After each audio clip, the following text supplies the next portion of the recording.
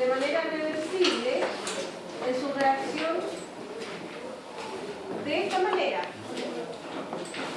como ATP a ADP y fosfato o como ADP a ATP. Entonces, este proceso es un proceso de transformaciones de reacciones tanto endergónicas como exergónicas. Si yo quiero pasar de ATP a ADP, tengo que liberar energía. Esa reacción sería de tipo exergónico. Si yo necesito pasar de ADP a ATP, necesito incorporar energía. Por lo tanto, sería de tipo endergónico, ¿cierto? Por lo tanto, el ATP va a estar participando en todas estas reacciones metabólicas que hay en la célula, en las cuales, ¿cierto?, por alguna razón, se va liberando energía. Como la energía no se puede eliminar así en el aire, o quedar almacenada en el aire, ¿cierto?, la calórica, ¿cierto?, que es energía no útil, pero estamos hablando de la energía útil para la célula. La energía útil para la célula no queda volando, no queda en el aire. Entonces la tiene que tomar alguna molécula. La toma esta molécula almacenadora de energía y puede pasar, ¿cierto?, de ATP a ATP, tomando esta energía que viene de algún proceso metabólico anterior. Así como ocurre esto, también vamos a necesitar procesos en los cuales se requiere incorporar energía. Como la energía no sale de la nada, porque no se crea, ¿cierto?, por generación espontánea, tiene que venir de algún proceso, entonces el ATP puede entregar esa energía, pasar de una reacción, ¿cierto?, en la cual tenemos una molécula de alto nivel energético a una de menos nivel energético, libera la energía y esa energía la toma una reacción que requiere energía. Por lo tanto, las reacciones siempre van a estar de una u otra manera acopladas. La energía siempre va a ir pasando de una reacción a otra, por lo tanto va a ir pasando por procesos de transformación.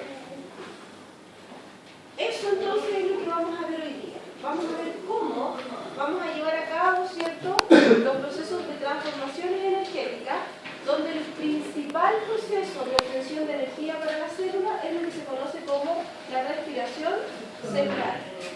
En eso nos vamos a enfocar hoy día. Para eso, ¿cierto?, vamos a hablar primero un poco de lo que es el metabolismo como concepto y luego, ¿cierto?, de los procesos de transformación de energía a partir de los carbohidratos. Nos vamos a centrar en esto porque vuelvo a repetir. En esta asignatura nosotros le vamos a dar énfasis a la principal vía metabólica de obtención de energía de la célula. Pero eso no significa que haya otras vías metabólicas para obtener energía. Y para eso, ¿cierto?, está la asignatura posterior que es bioquímica, donde ustedes van a ver esas otras vías metabólicas. ¿Sí? Entonces, ahí hay un concepto, ¿cierto?, que es importante recordar, que nos habla de esta transferencia de energía, del concepto de entropía. O sea, la energía siempre está en movimiento, ¿cierto? Va a pasar de una molécula a otra, va a pasar de un proceso a otro, por lo tanto siempre la vamos a tener en movimiento. Entonces, en base a eso aparece el concepto de metabolismo. Algo de esto nosotros ya dijimos la semana pasada, ¿cierto? Bien, le dejé encaminado el concepto, porque lo asociamos también a las transformaciones energéticas. Si yo tengo una molécula que va de un nivel energético alto a un nivel energético bajo, significa que esa molécula, ¿cierto?, tuvo que haber liberado energía. Para liberar energía, lo más probable es que esa molécula se haya degradado. ¿Sí? Digo lo más probable porque las transformaciones energéticas pueden pasar por muchos procesos. Pero dentro de la probabilidad mayor, tenemos, ¿cierto?, que para pasar de más energía a menos energía, tuve que haber roto enlaces. Y si rompí enlaces, mi molécula grande se transformó en una molécula más pequeña. Por lo tanto, los procesos exergónicos normalmente van asociados a los procesos de tipo catabólicos, ¿cierto?, al catabolismo, el que transforma moléculas grandes en moléculas más pequeñas, el que transforma moléculas de alto nivel energético a moléculas de menor nivel energético, ¿cierto? Entonces, dentro del catabolismo, todas las moléculas se pueden degradar, no solo los carbohidratos como fuente de energía. Toda molécula que se degrade y que pase de una molécula más grande a una molécula más pequeña, está sufriendo procesos de catabolismo. Entonces, si yo tomo, por ejemplo, un carbohidrato cualquiera y lo transformo en su molécula básica, que podría ser el a lo más que podemos llegar a degradar, ese carbohidrato no necesariamente tiene que ser la glucosa, que es la fuente de energía principal de la célula. Puede ser un polisacárido, o puede ser, ¿cierto?, cualquier otro carbohidrato, un disacárido, un oligosacárido que se esté degradando. Entonces, en ese proceso de degradación, si estoy pasando de una molécula más grande a una molécula más pequeña, hablo de catabólico. Si voy rompiendo enlaces, voy a tener que liberar energía. Por lo tanto, los procesos catabólicos van asociados a la producción o a la liberación de energía. ¿Sí? Por otro lado, la célula no solo cataboliza, la célula también necesita sintetizar sus propias moléculas. Porque cuando yo, por ejemplo, consumo almidón, el almidón viene de los vegetales, pero no es el almidón el que yo necesito. ¿Qué es lo que yo necesito del almidón cuando yo me como un trozo de pan? La glucosa. Por lo tanto, el almidón, ¿cierto?, lo sintetizó, lo fabricó el vegetal. Pero no es el almidón el que yo necesito. Yo necesito que el almidón se transforme en glucosa y a la glucosa yo le pueda sacar y liberar la energía. ¿Cierto? Ahora, eso es lógico de entender si yo lo veo desde el punto de vista energético, porque los carbohidratos son una de las fuentes principales de energía. Pero ahora vamos a otro ejemplo. Supongamos que me como un trozo de carne. ¿Sí? ¿Qué es lo que yo necesito del trozo de carne? Proteína. Las proteínas, perfecto. La carne me va a aportar proteínas. Ahora, ¿son esas proteínas, así como vienen en el trozo de carne, las que yo necesito? ¿Qué necesito específicamente de las proteínas? Los aminoácidos. Yo de las proteínas necesito los aminoácidos. La proteína, así como está, a mí no me sirve. Porque esa proteína la sintetizó otro organismo y para ese organismo esa proteína era fundamental. Pero esa proteína que sintetizó otro organismo a mí no me sirve. Yo la necesito fabricada de otra manera porque necesito otra función asociada a esa proteína. Por lo tanto, lo que hace mi tracto digestivo es llevarla a aminoácidos. Pero la llevo a aminoácidos ¿para qué? Para absorber. Los absorbo, perfecto. ¿Y para qué es que los absorben? Los absorbo y los muevo por la sangre. Los llevo a la célula. ¿Y qué hace la célula con esos aminoácidos? ¿Qué hace la célula? Energía. Las proteínas son la última instancia energética que vamos a tener. ¿Y qué? ¿Qué hago con ese aminoácido que yo consumí a partir de ese trozo de carne dentro de mi célula? Es función estructural. ¿Estructural de qué? El músculo. ¿Y el músculo de qué está hecho? De células de miocitos. Ya. ¿Y los miocitos de qué están hechos? Para que el músculo funcione.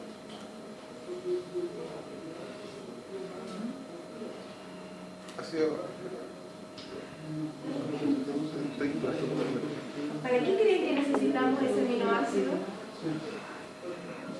Porque aquí estamos claros. Lo degrado porque necesito energía. Estamos claros. ¿Las proteínas me pueden aportar energía? Sí, pero son la última dentro de las opciones energéticas que tiene la célula. No es para eso la proteína principalmente. La proteína la quiero para otras cosas. ¿La puedo utilizar como fuente de energía? Sí, porque si se me acabaron todas las reservas energéticas que tengo, voy a recurrir a las proteínas como fuente de energía. Pero eso es la última instancia. En general el organismo, si está bien nutrido, si tiene toda la energía necesaria para funcionar, a la proteína no la va a utilizar como fuente de energía. ¿Para qué la quiere? ¿Para qué quiere los aminoácidos? ¿Como reserva? Como reserva. Ya, para reconstituir fibra muscular. ¿Estamos bien? ¿Pero qué de la fibra muscular? ¿Qué quiero yo de la fibra muscular a partir de los aminoácidos? Movimiento, perfecto. Para eso necesito, ¿qué cosas? Energía. Para catabolizar. Los aminoácidos que yo obtengo a partir de esta degradación me sirven para fabricar mis propias proteínas. Por lo tanto, a partir de un proceso de degradación que realizó el organismo en el tracto digestivo, yo puedo tomar esos aminoácidos y realizar un proceso de síntesis de las proteínas que yo necesito. Por eso es que la proteína como proteína no me sirve, no me interesa. Me da lo mismo. Y por eso es que me puedo comer el huevo cocido o el huevo crudo, no importa. Porque el huevo cocido está saturado, no importa. Yo necesito el aminoácido, no la proteína. No es la proteína del huevo la que yo quiero, son los aminoácidos que constituyen esa proteína lo que yo necesito. Por lo tanto, usted se come el huevo crudo o el huevo cocido, da lo mismo. Lo que necesita es el aminoácido, porque el aminoácido es lo que le va a permitir fabricar sus proteínas, porque la proteína que viene en ese huevo a lo mejor no es la proteína que yo necesito. La proteína que yo me como en un plato de lentejas es vegetal, por lo tanto no es la proteína que yo necesito, pero sí me sirven los aminoácidos que están formando esa proteína. Esos aminoácidos me permiten formar mis propias proteínas. Por lo tanto, lo que estoy haciendo aquí es un proceso de síntesis. Y cuando estoy haciendo procesos de síntesis, estoy pasando de una molécula pequeña a una molécula grande. Eso significa que la célula anaboliza. La célula no solo degrada procesos catabólicos para obtener energía, también sintetiza, también fabrica. Y en la medida que va fabricando y va sintetizando, ¿cierto? Vamos pasando de moléculas pequeñas a moléculas grandes. Y normalmente vamos a requerir energía en ese proceso, por razones lógicas. Si yo quiero formar una molécula grande, necesito formar enlaces. Y por lo tanto voy a requerir energía. Entonces, mis procesos anabólicos que parten de moléculas más pequeñas para terminar en moléculas más grandes, normalmente van a ser procesos que van a requerir energía. Entonces, voy a estar utilizando el ATP como fuente de energía.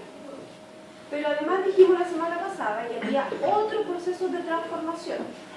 No solo ATP y energía. ¿Qué más aparecía mencionado? Los transportadores, ¿cierto? Porque tenemos moléculas que son capaces de captar los electrones que se liberan en una reacción. Acuérdense que no solo hay liberación de energía, muchas veces vamos a tener liberación de electrones. Electrones que pueden quedar en la misma reacción, redistribuidos, ¿cierto?, dentro de la organización de la molécula, o bien ser liberados. Y cuando son liberados, así como la energía, los electrones no pueden quedar volando en el aire, los tiene que captar una molécula. Y ahí aparecen los transportadores.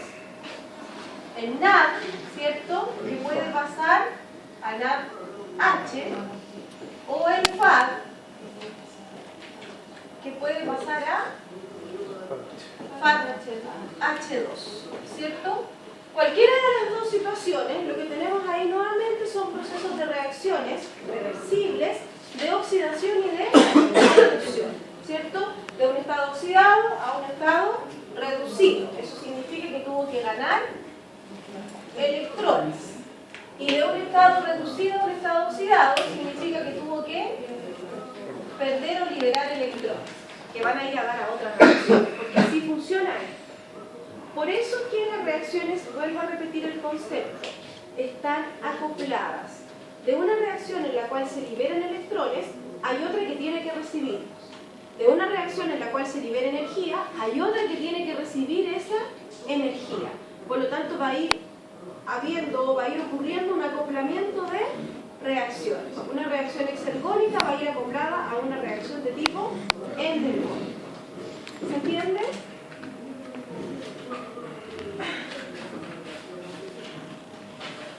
Ahora, ¿cómo obtenemos energía en términos generales?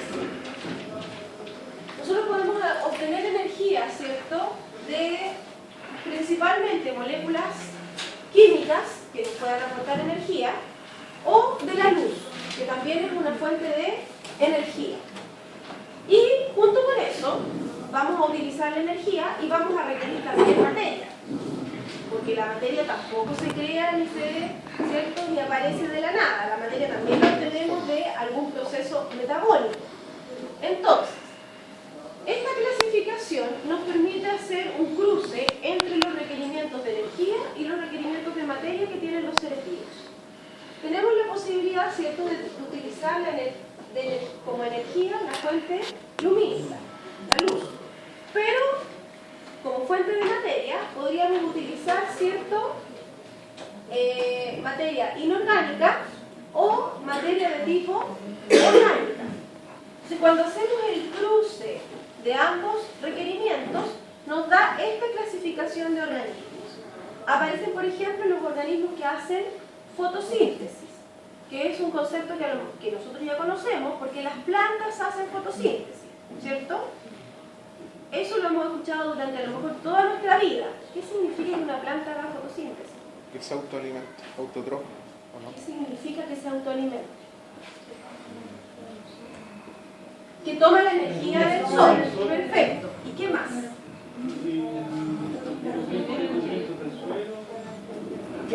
¿Y qué tipo de nutrientes? ¿Serán orgánicos o serán inorgánicos esos nutrientes? Inorgánicos. Esa es la clave de las moléculas que hacen fotosíntesis. Son plantas o son seres vivos que utilizan la energía que viene de la luz y utilizan la materia de tipo inorgánica. Por lo tanto, ellos pueden tomar el CO2, que es inorgánico, pueden tomar el agua, que es inorgánico, la luz y formar una molécula de glucosa. Cosa que nosotros no podemos realizar. Nosotros necesitamos que la molécula orgánica ya venga sintetizada previamente, ¿cierto? Fabricada previamente. No la puedo yo transformar o formar a partir de moléculas de tipo inorgánicas. Esa no es una capacidad que tenemos los animales, pero sí los vegetales y algunas algas que hacen fotosíntesis. Está la otra posibilidad. Utilizar la energía lumínica, pero pudiendo obtener, ¿cierto?, la materia a partir de moléculas orgánicas. Hay algunas bacterias que pueden hacer ese proceso. Y en ese caso hablamos de los fotoorganotrófos. Porque estamos hablando de un organismo que es capaz de utilizar la luz, pero moléculas de tipo orgánicas, ¿sí? O sea, que la molécula orgánica venga sintetizada previamente. ¿Qué pasó en este caso? ¿Qué pasó con este recuadro de ahí? Los quimiosintetizadores, algunas bacterias, ¿cierto? ¿Qué pasó con ellos? ¿De dónde sacan la energía? ¿De dónde sacan la materia? Energía química y materia. Ya, materia inorgánica como el CO2, por ejemplo, ¿cierto? Y la energía, ¿cierto?, la obtienen de energía química. Cuando hablamos de energía química se refiere a la energía que viene en las moléculas. Por lo tanto, esa misma molécula inorgánica le puede servir como fuente de energía. O sea, es un organismo que es capaz de tomar moléculas inorgánicas y sacar tanto la materia como la energía. Por lo tanto, se habla de organismos quimiosintetizadores. Y está este otro extremo de acá, donde estamos nosotros. ¿Qué características tienen estos organismos? Energía química, pero de materia orgánica, ¿cierto? O sea, esto que yo mencionaba acá. Yo tomo la materia orgánica que viene sintetizada previamente por otro organismo y a partir de esa materia orgánica, ¿cierto?, yo puedo obtener mi energía. Por lo tanto, estoy obteniendo energía de moléculas, no de la luz, pero de moléculas orgánicas. Por lo tanto, soy un organismo que que necesita los dos procesos y por lo tanto somos quimio-organotrófos. ¿Se entiende? ¿Sí?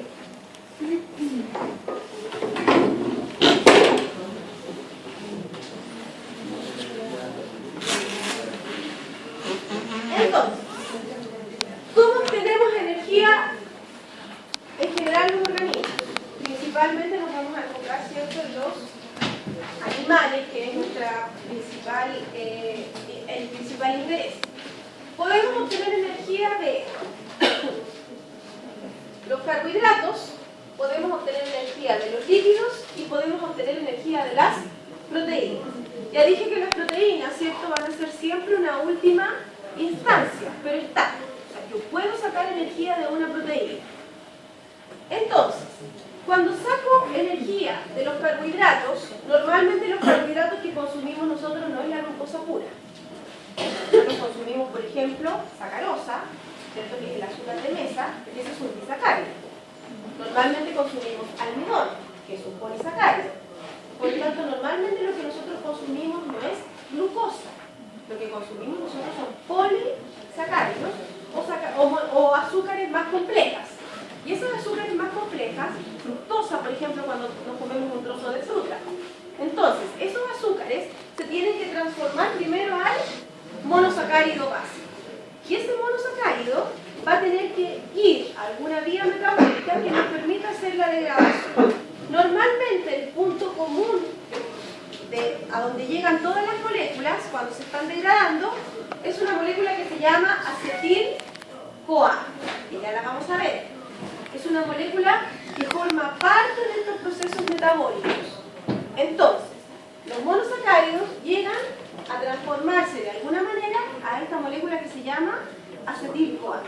¿Y cuál es la gracia de esta molécula? Que se llama acetil-CoA, que a partir de ella, ¿cierto?, vamos a poder ir realizando los procesos metabólicos que nos impliquen la obtención de energía. Entre ellos, por ejemplo, el ciclo de Krebs, que lo deben haber escuchado mencionar alguna vez, ¿cierto?, que hoy día lo vamos a ver con más calma.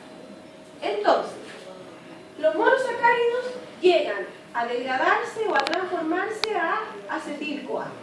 Pero fíjense que aquí pasa lo mismo. Los lípidos se degradan a ácidos grasos, que es la molécula básica. Y los ácidos grasos también llegan a esta vía metabólica que permite la transformación en acetil-CoA. Por lo tanto, el lípido yo lo degrado y lo transformo hasta acetil-CoA para poder obtener energía y continuar el proceso. Y lo mismo pasa con las proteínas. Las proteínas también se transforman en aminoácidos y los aminoácidos son los que de alguna manera, por alguna vía metabólica, voy a transformarlos hasta acetil-CoA. ¿De qué depende que podamos realizar estas vías metabólicas?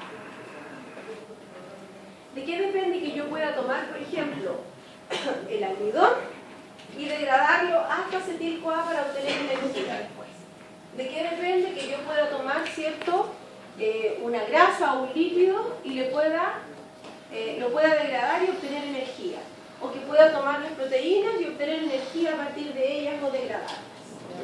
De la presencia de enzimas, ¿cierto? Para que podamos realizar estos procesos necesitamos las enzimas. Y nuevamente, igual como lo mencionamos en la clase pasada, si falta una enzima, la vía metabólica se ve alterada, ¿cierto? A veces los organismos tienen vías metabólicas alternativas. Eso significa que pueden tener una ruta u otra para poder obtener energía.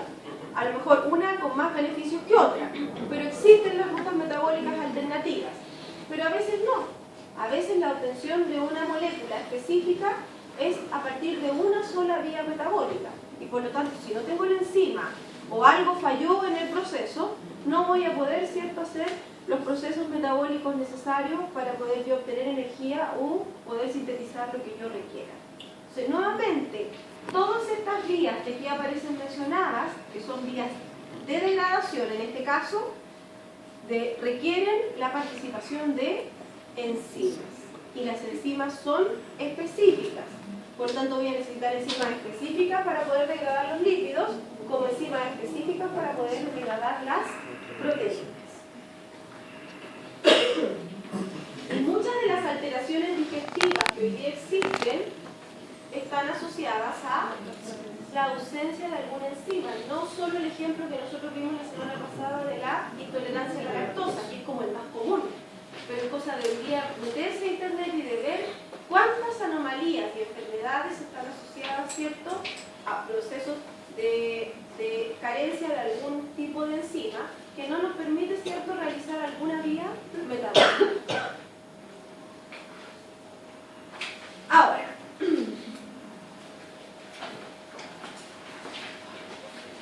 la idea es que lleguemos a esto, a obtener moléculas de glucosa, porque la glucosa es la principal fuente de energía para la célula. Por lo tanto, de una u otra manera, la célula se va a encargar de ir llevando, ¿cierto?, sus moléculas a transformarlas hasta glucosa o algunos de los intermediarios del proceso. ¿Y qué podemos hacer con la glucosa?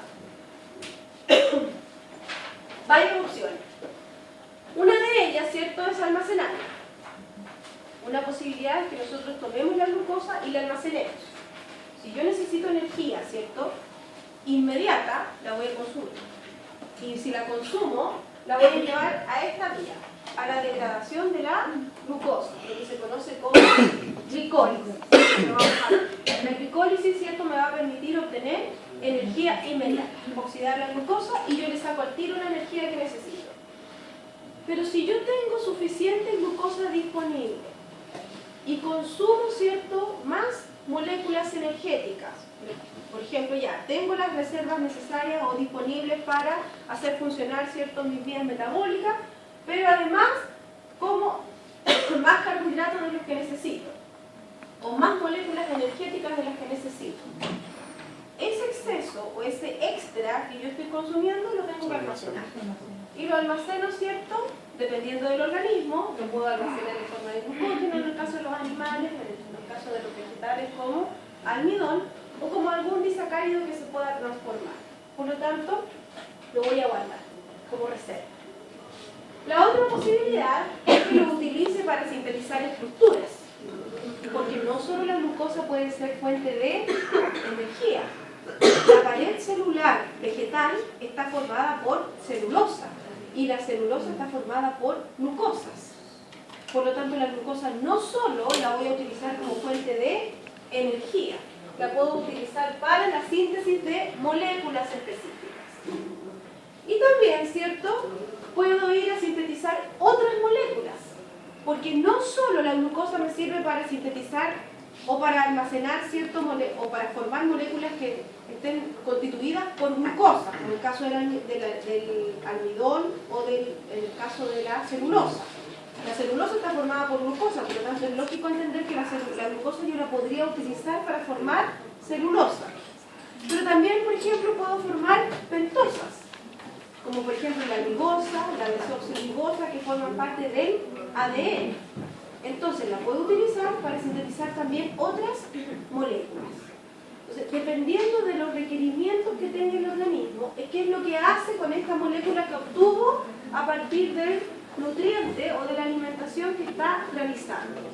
Yo me comí un trozo de pan, ese trozo de pan tenía almidón, saqué la glucosa de ese almidón, pero dependiendo de qué es lo que necesito, voy a ver qué es lo que hago con la glucosa y la distribuyo, ¿cierto? Si estoy en estado de ayuno como hace como 4 días, obviamente que esa glucosa, ¿a dónde la voy a mandar?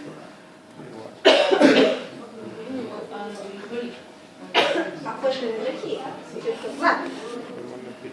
Pero si tengo suficientes nutrientes, la voy a almacenar o la voy a utilizar, ¿cierto?, para estructurar o para sintetizar otras moléculas. Rafa, una consulta, ¿el glucógeno era de almidón de vegetal y de sacarosa? La sacarosa es vegetal, es un disacárido vegetal, que normalmente es como se transporta el azúcar en los vegetales.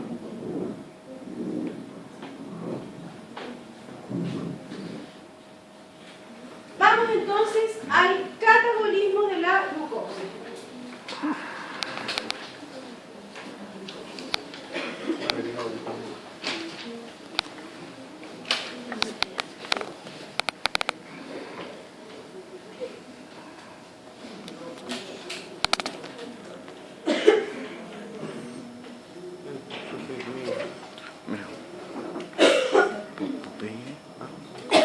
Degradar la glucosa como fuente de energía.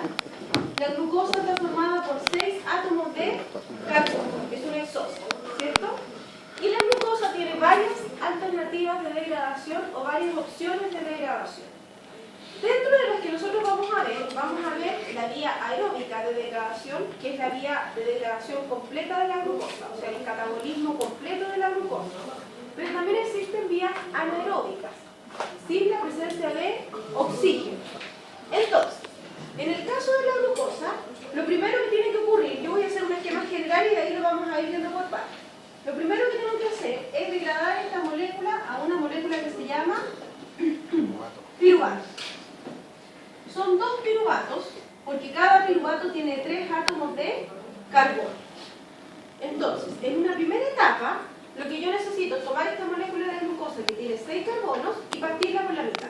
Eso es lo que necesito hacer, dividirla. Y al dividirla, ¿cierto? Voy a formar esto que se llama piruvato.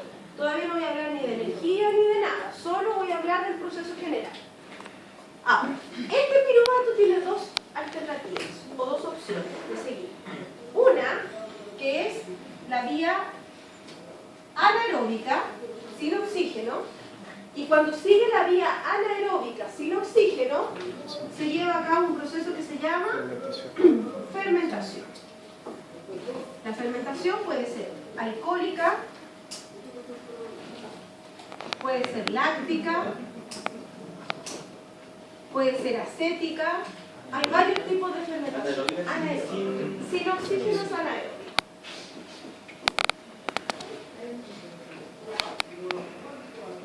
Entonces, si me quedo con la vía anaeróbica, sin oxígeno, este piruvato lo llevo a un proceso que se llama fermentación, que puede ser láctica, alcohólica, acética, etc. Nosotros vamos a ver estos dos, que son los más comunes, la alcohólica y la láctica, ¿ya? Que son los que se llevan a cabo con mayor probabilidad. Sin embargo, tengo la otra opción, de seguir la vía aeróbica, o sea, tomar este piruvato y con oxígeno, vía aeróbica, continuar el proceso de degradación. Y ahí entonces voy a seguir varias etapas. Dentro de esas etapas, lo primero que tiene que ocurrir es un proceso que se llama acetilación. Después de la acetilación, viene lo que se conoce como el ciclo de Krebs. Después del ciclo de Krebs, viene la cadena de transporte electrónico.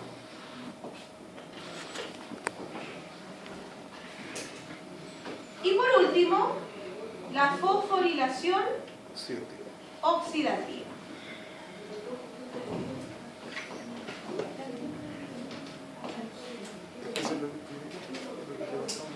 Entonces, dependiendo de qué vía metabólica llevo a cabo, puedo hacer este proceso o puedo hacer este otro proceso. Esto es el catabolismo completo de la glucosa. La vía aeróbica es la que a mí me permite degradar completamente la glucosa. Y cuando digo degradar completamente la glucosa, significa que paso desde glucosa hasta CO2 y agua. 6 moléculas de CO2, 6 moléculas de agua. O sea, le saqué todo lo que podía a la molécula de glucosa. Porque si la glucosa tiene 6 carbonos y yo obtengo 6 moléculas de CO2, el CO2 es desecho metabólico. Nosotros no lo podemos utilizar. Acuérdense que nosotros no somos fotosintetizadores. No utilizamos las moléculas inorgánicas como energía. La planta puede utilizarlo, pero nosotros no. Por lo tanto, nosotros formamos CO2 y el CO2 lo liberamos hacia el exterior. Cuando hacemos procesos de respiración, ¿cierto? Tomamos oxígeno y botamos CO2. Ese CO2 que estamos botando viene de acá. Viene de la respiración celular aeróbica, que me permite tomar, ¿cierto?, la molécula de glucosa y transformarla completamente hasta CO2 y agua. Catabolismo completo de la glucosa. Pero también tengo la posibilidad, dependiendo, ¿cierto?, de los requerimientos celulares, de hacer esta otra vía, que no es completa. Aquí no degrado completamente la glucosa. Sin embargo, es una vía metabólica alternativa, en la cual yo no utilizo el oxígeno y puedo hacer estos procesos metabólicos. No todos los seres vivos pueden hacer fermentación. ¿De qué depende que yo haga la vía aeróbica o la vía anaeróbica?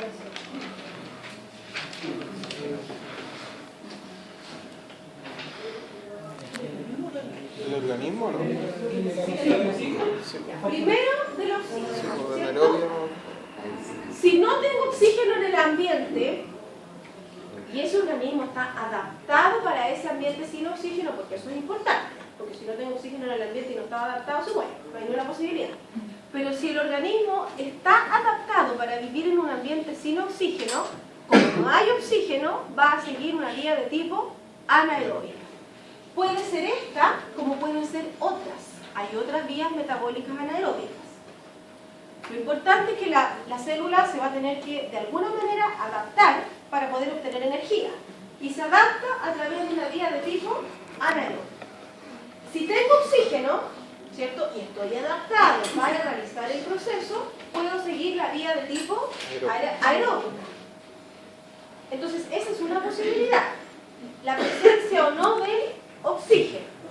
Sin embargo, muchas veces puede estar presente el oxígeno y sin embargo el organismo igual realizar la vía de tipo anaeróbica. ¿Por qué? ¿Cuál será el otro factor que influye? La necesidad. Por ejemplo, uno sería para ácido láctico y el otro para energía, ¿no? Ya, las necesidades del organismo van a ser importantes, ¿cierto? Pero esas necesidades van a ir vinculadas a otro requerimiento que es fundamental. ¿Qué necesito para seguir la vía aeróbica o la vía anaeróbica? Además del oxígeno. Porque hay algunos organismos que no lo pueden realizar, y ojo, digo, no lo pueden, y no digo que no lo requieran, digo, no lo pueden realizar.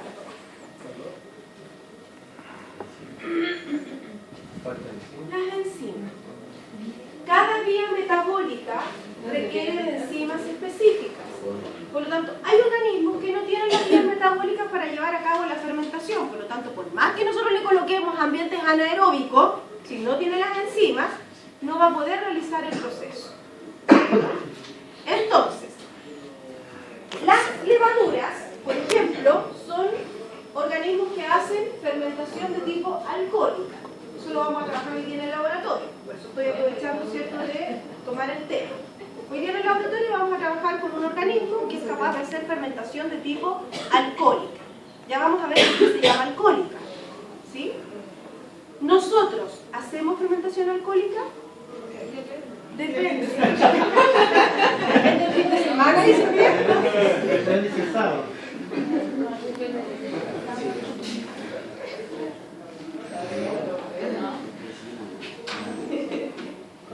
Nosotros no podemos hacer fermentación alcohólica. Para el dolor de muchos. Pero no podemos. Porque no tenemos las enzimas para hacer la fermentación alcohólica. La fermentación alcohólica implica fabricar alcohol a partir de glucosa. Y ustedes lo que hacen es consumir el alcohol y después liberarlo por los poros, sudarlo después del carrete. Pero no lo fabrican ustedes. Ustedes no producen alcohol en su organismo.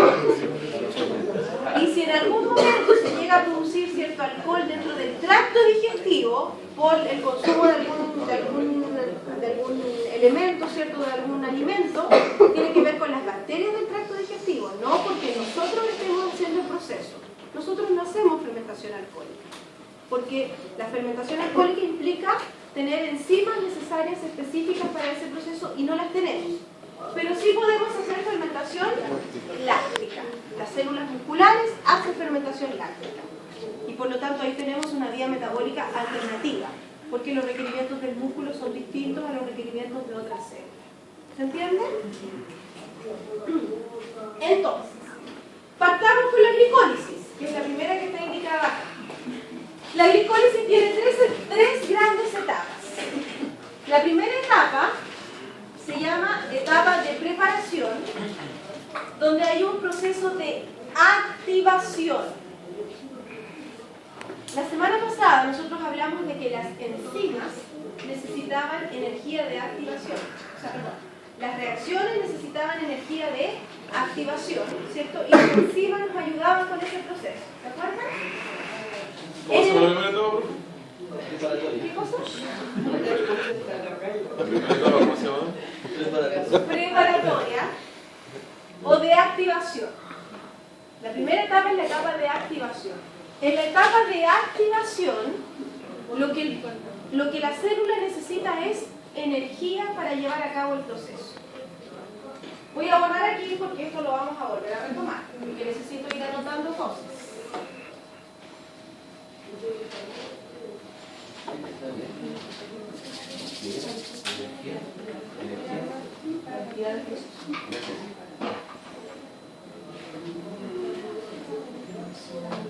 Nuestro producto final de la glicólisis va a ser el piruvato, ¿cierto? Ya lo dijimos.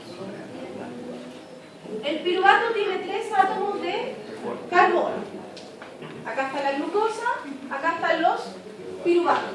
2, porque tengo una molécula de glucosa que tiene 6 carbonos, por lo tanto voy a tener que formar 2 piruvatos. En términos generales, si uno mira el proceso, es bastante simple. Lo que hice fue romperla o partirla por la mitad, ¿cierto? Pero para poder partir la molécula por la mitad, primero necesité realizar un proceso de activación.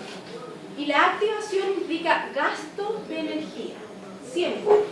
La activación siempre implica gastos energéticos.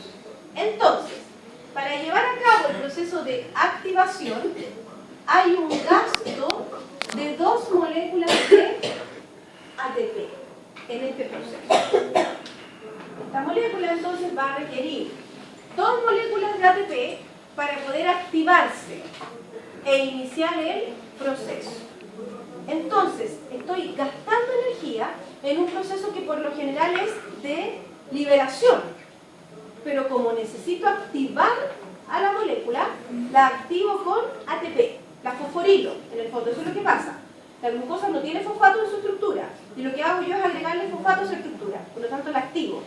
Y al activarla, estoy implicando un gasto de energía. ¿Se entiende? Entonces, inicialmente gastamos 2 moléculas de ATP en la glicólisis. Luego viene una segunda etapa, que es la etapa de división, donde esta molécula que tenía 6 carbonos se parte por la mitad. Por lo tanto, viene una etapa de división. Y de ahí en adelante, todo lo que ocurra a una de las moléculas le va a tener que ocurrir también a la otra. Por lo tanto, todo lo que yo obtenga o produzca a partir de una molécula, también lo voy a obtener y lo voy a producir con la otra. ¿Está claro? Entonces, si yo voy a necesitar producir energía para este piruvato, también voy a necesitar producir energía para este otro. Entonces, inicialmente gasté ATP, luego dividí la molécula y de ahí en adelante empieza la etapa de producción. Producción en el sentido de que voy a formar moléculas energéticas que la célula va a poder utilizar. ¿Y qué es lo que voy a producir? Voy a producir ATP y voy a producir NADH. ¿Alcanzan a verlo acá, la luz? No se Vaya. ¿Ahí? Entonces, produzco ATP y produzco NADH como transportador de electrones. Eso significa que aquí hubo que romper enlaces, ¿cierto? Porque si voy a romper enlaces, voy a liberar energía. Y esa energía la tomó el ATP. ¿Por qué transformó la ATP en 4 y la... Necesito, a ver, pero no, es sí, Felipe. ahí está la glicólisis completa, ¿ya? Nosotros no le vamos a pedir la glicólisis completa de memoria, no, eso es lo que nos interesa el proceso general. Pero para que entiendan el proceso en sí, aquí yo tengo la molécula de glucosa. Fíjense que a la glucosa se le agregó ese fosfato viene del ATP. Y luego se le agrega un segundo fosfato. Ese fosfato viene de otra molécula de ATP. Por lo tanto, en el fondo estoy activando con 2 moléculas de ATP. Activación. Luego se divide por la mitad. Y se van a transformar, ¿cierto?, en moléculas similares. Aquí hay un proceso de transformación, de isomerización, donde se transforman en la misma molécula. Por lo tanto, todo lo que le ocurra a una después le va a tener que ocurrir a la otra porque se transforman en la misma molécula. Una vez que la molécula de glucosa se divide por la mitad, una se tiene que transformar en la otra. Entonces tengo 2 moléculas a partir de este proceso de división. Y si nosotros vemos acá, fíjense lo que va ocurriendo acá. La glucosa acá tenía un grupo fosfato y ahora no lo tiene. Lo pierde. ¿A dónde va a dar ese fosfato? Al ATP. Por lo tanto, estoy formando una molécula de ATP. Y fíjense lo que ocurre acá de nuevo. Acá también tiene un fosfato. Una por cada molécula. Por lo tanto, si aquí cada molécula está liberando un fosfato y ese fosfato va a dar al ATP, estoy formando 2 ATP en esa primera etapa. Y acá abajo, también nuevamente, el fosfato se está perdiendo. Ese fosfato ya no está aquí. Por lo tanto, como no está, lo fui a dar al ATP. Como tengo 2 moléculas que están realizando el proceso, voy a producir 2 ATP. Entonces, en total, en la etapa de producción, voy a formar 4 moléculas de ATP. ¿Se entiende? Entonces, vamos acá. Gasto 2 ATP en la etapa de activación. Y en la etapa de producción son 4 ATP. ¿Cierto? Hasta ahí vamos.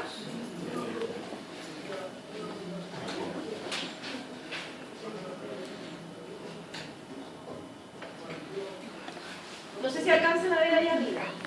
No. No se ve mucho.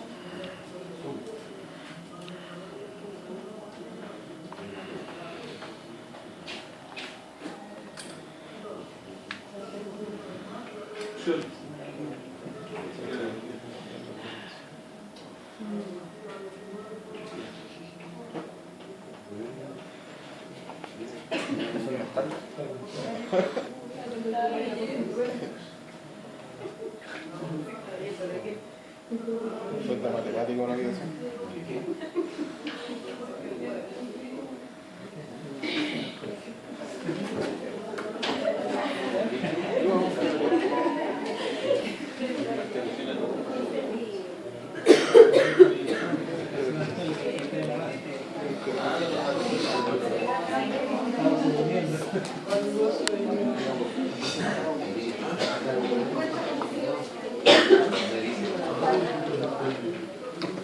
¿Qué le puedo hacer?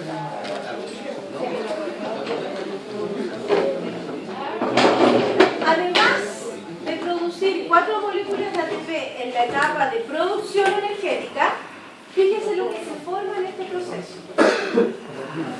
Se forma NAD, o sea, a partir de NAD en estado oxidado, la flechita me indica que voy a producir NAD en estado reducido. ¿Qué ocurrió ahí entonces, en ese proceso? Hubo una transformación molecular que implica la liberación de electrones, ¿cierto? Como los electrones pueden quedar en la misma molécula o pueden salir de la molécula, en este caso salen de la molécula. ¿Y quién los capta? Los capta el NAD. Pero son 2 moléculas las que están transformándose. Por lo tanto, son 2 NAD los que se van a tener que producir. Entonces, en mi etapa de producción, además de producir 4 ATP, voy a producir también 2 NAD como transportadores de electrones. ¿Se entiende? Ya. Volvamos entonces a la...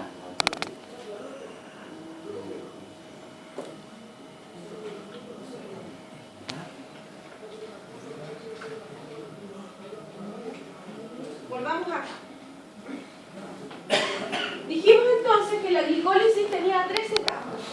La primera etapa de activación. Se necesita fosforilar la molécula, se necesita agregarle fosfatos. Por lo tanto, se agregan 2 fosfatos y esos vienen del ATP. Por lo tanto, hay un proceso o un gasto de 2 moléculas de ATP. Luego viene la etapa de división. Esta no la voy a representar ahí porque la división implica que la molécula se divida por la mitad. Lo que sí tenemos que tener claro es que todo lo que le ocurra a una también le va a tener que ocurrir entonces a la otra. Y luego viene la etapa de producción. Y en esa etapa de producción, por cada molécula que se está transformando, voy a formar 2 moléculas de ATP. Y voy a formar además un NADH como transportador de electrones. Como son 2 moléculas las que están llevando a cabo el proceso, voy a tener un total de 4 ATP y un total de 2 NADH. ¿Sí? Y eso es la glicólisis como proceso. Ahora, el punto es que cuando yo tengo que hacer las ganancias energéticas de este proceso, tengo que considerar esto que está acá. Porque resulta que esto es como un negocio en el cual yo estoy invirtiendo. Si yo pedí un préstamo de 10 pesos, ¿cierto? Y tengo una ganancia de 20 pesos, o sea, y produje 20 pesos, en realidad tengo que devolver 10. Por lo tanto, mi ganancia neta no van a ser los 20 pesos. Me voy a quedar solo con 10. Por lo tanto, desde el punto de vista de ganancia neta, en el caso del ATP, son solo 2 ATP. Eso es lo que yo puedo considerar solamente al momento de hacer los recuentos energéticos. Cuando yo tengo que hacer el recuento energético lo hago en base a las ganancias.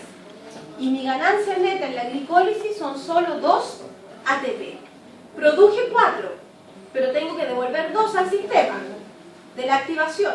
Por lo tanto, me quedo solo con 2 moléculas de ATP como ganancia neta. ¿Estamos claros?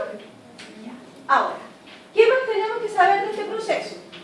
Este proceso es un proceso de tipo anaeróbico, o sea, no requiere oxígeno. Aunque la célula esté en un ambiente oxigenado, el proceso no utiliza oxígeno. Por lo tanto, como no utiliza oxígeno, es un proceso de tipo anaeróbico. Y además, se lleva a cabo en el citosol de la célula. Eso también es importante que lo consideren.